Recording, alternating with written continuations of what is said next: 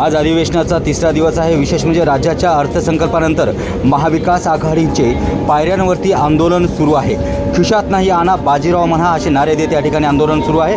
लुटारू सरकार हाय हाय, 40% कमिशन घेणाऱ्या सरकारचा धिक्कार असो अशाही घोषणा या ठिकाणी देण्यात येत आहेत।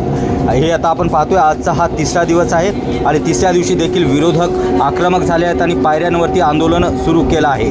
खिशात नाही आणा आणि बाजीराव म्हणा अशा घोषणा या ठिकाणी सुरू आहेत। 40% घेणाऱ्या सरकारचा 40% घेणाऱ्या सरकारचा 40% घेणाऱ्या सरकारचा 40% घेणाऱ्या सरकारचा 40% घेणाऱ्या सरकारचा 40% घेणाऱ्या सरकारचा 40% घेणाऱ्या सरकारचा